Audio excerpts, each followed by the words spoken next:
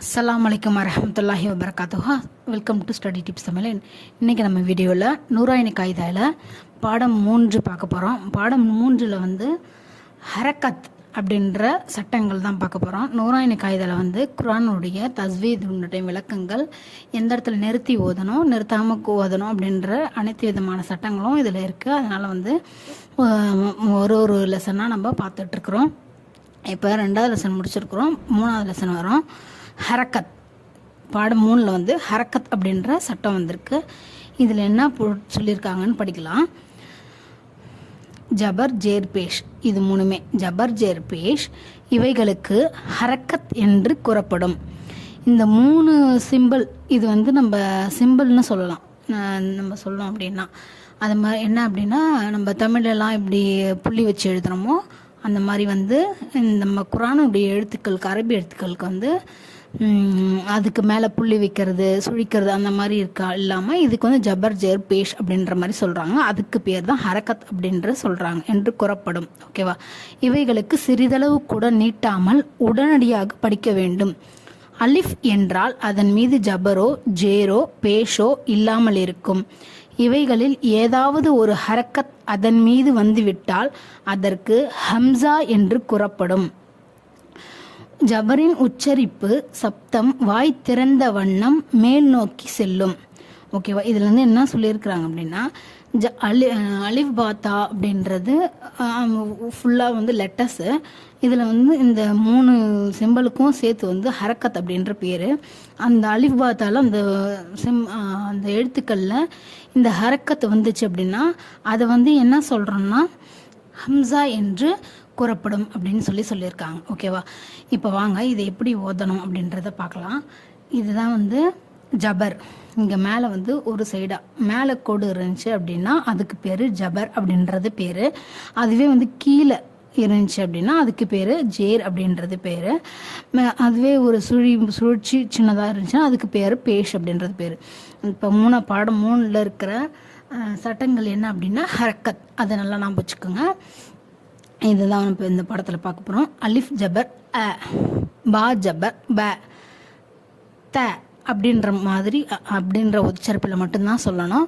அதை விட்டுட்டு நம்ம ஆ பா அப்படின்ற மாதிரி எழுத்து சொல்லக்கூடாது. இது உடனடியாக இது அந்த சட்டத்திலே அதுதான் கொடுத்துருந்தாங்க, உடனடியாக படிக்க வேண்டும் அப்படின்னு. ஆ ப த ச ஜ ஹ ஹ த ஜ ர ர ச ஷ ஸ்வ ல த ல அ க ஃப க க ல ம ந வ ஹ அ ய ய.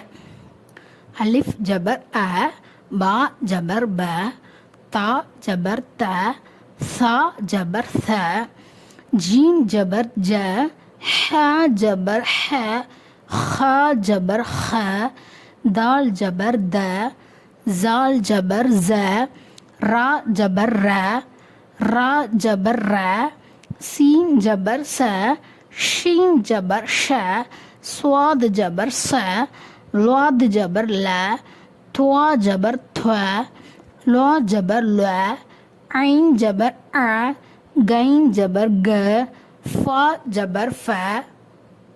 இந்த மாதிரி அலிஃப் ஜபர் அப்படின்றது ஒருக்கும் ஜபர் இருக்கிறத மென்ஷன் பண்ணி ஓதலாம். இல்லை அப்படின்னா நம்ம ஷார்ட்டாகவும் ஓதிக்கலாம். ஓகேவா? நம்ம ஏற்கனவே எஸ்என்எல் குர்ஆன் கிதாபில் நம்ம ஷார்ட்டாக தான் சொல்லியிருக்கிறோம். அதனால் இதில் எல்லாமே சட்டத்தோட விரிவாகவே பார்ப்போம். ஓகேவா? எதிர்க்கணும். கைன் ஜபர் க, ஃபா ஜபர் ஃப, காஃப் ஜபர் க, காஃப் ஜபர் க, லாம் ஜபர் ல, மீம் ஜபர் ம, நூன் ஜபர் ந, வாவ் ஜபர் வ, ஹ ஜபர் ஹ, ஹம்சா ஜபர் அ, யா ஜபர் ய, யா ஜபர் ய. ஓகேவா? இது முடிஞ்சு. இப்போ இதில் கொடுத்துட்டாங்க சட்டம் இதுதான் அப்படின்றது கொடுத்துட்டாங்க. இப்போ அடுத்தது இதில் எக்ஸசைஸ், இதை வச்சு ஒரு பயிற்சி எடுங்க. எப்படி ஓதணும் அப்படின்றத 3 எழுத்துக்களில் சேர்த்து ஓதணும் அப்படின்றதுக்காக இதை கொடுத்துருக்குறாங்க. இது எப்படின்னு பார்க்கலாம். தால் ஜபர் த, ரா ஜபர் ர, சீன் ஜபர் ச, த ர ச தரச. வாவ் ஜபர் வ, தால் ஜபர் த, ஐன் ஜபர் அ, வ த அ வத அ. ஐன் ஜபர் அ, பா ஜபர் ப, தால் ஜபர் த, அ ப த அபத. காஃப் ஜபர் க, சீன் ஜபர் ச, பா ஜபர் ப, க ச ப கசப. தால் ஜபர் த, ஹ ஜபர் ஹ, லாம் ஜபர் ல, த ஹ ல தஹல. பா ஜபர் ப, லாம் ஜபர் ல, கைன் ஜபர் க, பல க பலக. வாவ் ஜபர் வ, ஜீம் ஜபர் ஜ, தால் ஜபர் த, வ ஜ த வஜத. சீன் ஜபர் ச, ஜீம் ஜபர் ஜ, தால் ஜபர் த, ச ஜ த சஜத. இதோட இந்த வீடியோ முடிச்சுக்கலாம். அடுத்த பின்னாடி இருக்கிறத நம்ம அடுத்த வீடியோவில் பார்க்கலாம் தொடர்ந்து. ஓகே, அஸ்ஸலாமு அலைக்கும் வரஹ்மத்துல்லாஹி வபரகாத்துஹு. ஜஸாக்கல்லாஹு ஹைர்.